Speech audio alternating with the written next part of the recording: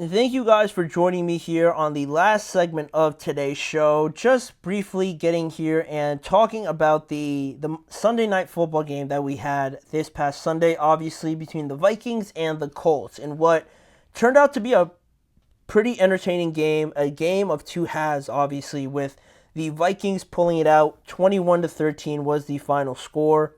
The Vikings stopped their two-game losing streak with this victory, and now the Vikings sit at 6-2 and second in the NFC North, solely because the Packers lost this past week, obviously, to the Lions, and also on the other side of things, the Colts dropped to under 500 with their record now at 4-5, and this was Joe Flacco's return to the starting job as a quarterback officially, because the other time that he started, Anthony Richardson was still technically a starter. He was just hurt.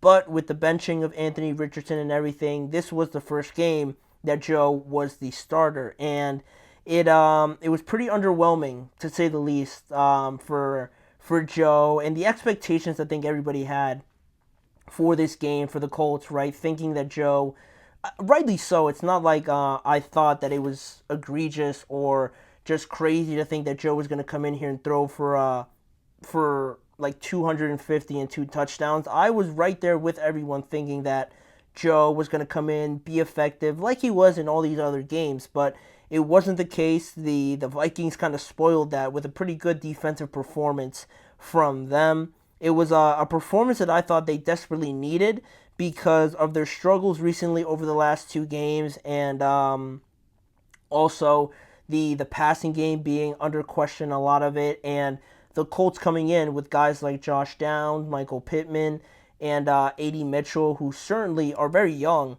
but are very talented. And I thought they could have caused them a lot of problems just based on how much leeway they were giving up through the air to some of these teams. But they really shut the door on them. Joe Flacco looked pretty uncomfortable the entirety of the night, and the running game wasn't really there. But still, this game was close because Darnold arguably played his worst half of 2024 with a bad interception kind of to start off the game, and he gave up the first score, if I'm not mistaken, to Indianapolis when he fumbled and they returned it for a touchdown. So not a great start for Darnold. He had three turnovers overall in this game, so far from the greatest of heights we've seen from Sam Darnold so far, but still credit to that defense for really stepping up and showing everybody again that they are one of the best units in the NFL and they can play to that level.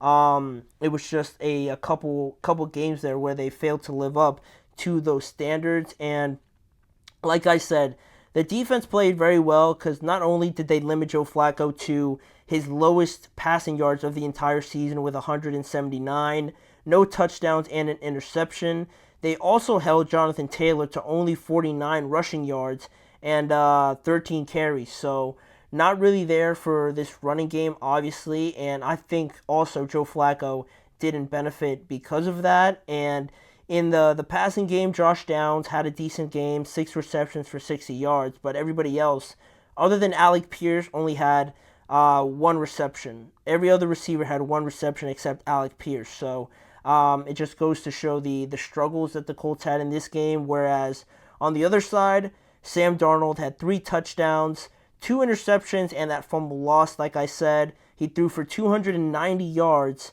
Aaron Jones contributed with 64 rushing yards, whereas Justin Jefferson continues to have the quietest, just exceptional season that he continues to have because he doesn't score touchdowns really. I think he hasn't scored for a couple games now, but in this game he had 7 receptions, 137 yards, receiving yards, and that, if you look at it, this stat line, it's 137 yards this past week, 115 yards against the Rams, 81 yards against the Lions, 92 against the Jets, and 85 against the Packers a couple weeks ago. So he's performing very well, doing very well just in terms of his numbers and whatnot, but he doesn't have too many touchdowns to kind of reward him for his efforts. And, it was the tight ends also that showed out. Josh Oliver had a touchdown, Jalen Naylor had a touchdown, and Jordan Addison had a spectacular catch for a touchdown as well. And just overall, how the game ended up turning out was in the first half, like I said, ugly. Indianapolis fumbles on their first drive, and Minnesota throws an interception on their first drive right after that. So it kind of set the table for what the first half was going to be. Then Indianapolis got on the board, not because of their offense, but because of their defense. Like I said, returning that fumble off of Sam Darnold. They were up 7-0 in this game, and Minnesota missed 2 field goals as well. And Indianapolis also missed another field goal as well towards the end of the first half. So somehow through all the craziness, this game was only 7-0. And you know, I think that was the window for the Colts. Now looking at it right now as I'm talking, with all these just weird events for the Vikings, right? Uncharacteristic turnovers from Sam Darnold, the 2 missed field goals. This was the chance for the Colts to really get out to a bigger lead, because 7-0 wasn't really anything. It was only one score game, and in the second half, the Vikings turned the offense up a notch, and they scored 2 back-to-back touchdowns, and now the game is 14-7, and the Colts, instead of being in a position where they took advantage of those missed opportunities, the missed field goals and things like that, they find themselves down just in a blink of an eye. And after another interception by each of these teams in the second half, Indianapolis got a field goal to make it 14-10, and that's as close as this game ever got in the second half, really, or in the game just overall for the Colts, because Minnesota scored one more time after that to really close this game out, and the Colts tacked on that field goal. But the second half was really all about Minnesota. Sam Darnold had all of his touchdowns were in the second half, so the offense eventually got rolling for the Vikings, and I think this game was just a missed opportunity really for the Colts. This was Joe's lowest passing yards total in 2024. It's surprising again because not only had been killing it recently against the Jaguars most notably, but Minnesota's pass defense was among the worst in the NFL. So they really did an exceptional job, Minnesota's defense, to stifle Joe Flacco, and not only stifle Joe Flacco, but really the idea of stifling Jonathan Taylor. And Indianapolis is obviously smart enough to know that switching from one quarterback to the other constantly is not good. So they're gonna stick with Joe Flacco, but I think really they failed to capitalize on the mistakes by Minnesota in this game, and they took advantage of the one turnover that they had, the fumble recovery, but that interception preserved or evaded a touchdown, the one on the first drive by Sam Darnold. But after that, the missed field goals that they just couldn't convert into points whatsoever. I think they're gonna live to regret it a little bit. And also, especially with Minnesota's defense in a spot where people were doubting them a little bit, for them to kind of step up as well and make it tough for Joe Flacco also deserves some credit, like I said. And lastly here, miraculously, the Colts never got into the red zone once this entire game, while Minnesota was 3 for 5 in the red zone overall for themselves. So that's also in connection to the run game really not being there, and I think that more often than not hurts Joe Flacco, because Joe, does great passing the ball and whatnot, and he has had some. Sorry, I'm about to sneeze.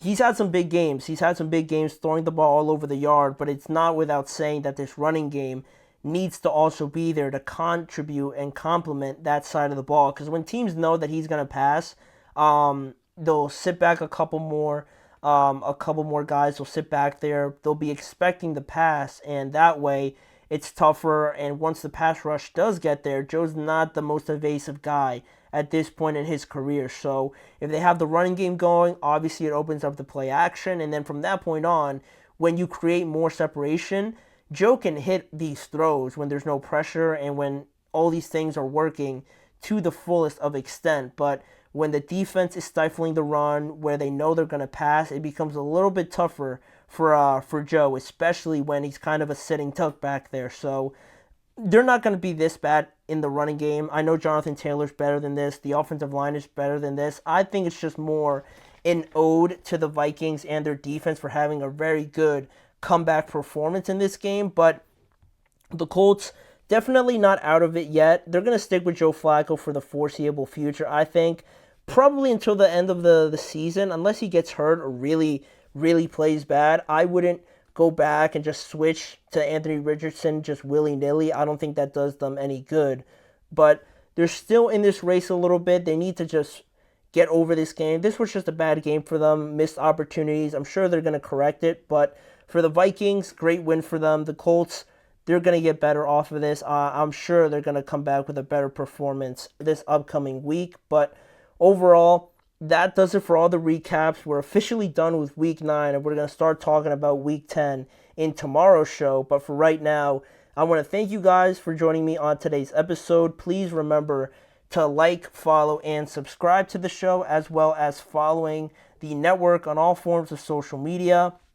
And if you want to catch more of the Chip Shot Football podcast, go to the YouTube channels for both of the networks, the GSMC Podcast Network channel and the GSMC Sports Network channel, to catch more of the live shows, but also a lot more content around the NFL in a variety of different ways. And if you do want to see more of the live shows, get involved with them, tune in every weekday at 6:30 p.m. Eastern Time with me, Manny Maradiaga, as your host, talking, covering, debating, discussing everything about the NFL. We'll be back tomorrow to talk about Week 10 and previewing a highly anticipated game on Thursday Night Football tomorrow between the Bengals and the Baltimore Ravens.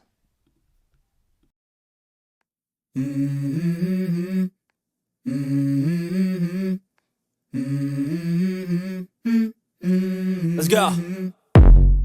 I wake up to a little bit of drool on my pillow, feel like it's gonna be a bad day. Yeah, I'm tired of shit, and the coffee ain't hit yet, damn, ain't that great. I don't wanna go to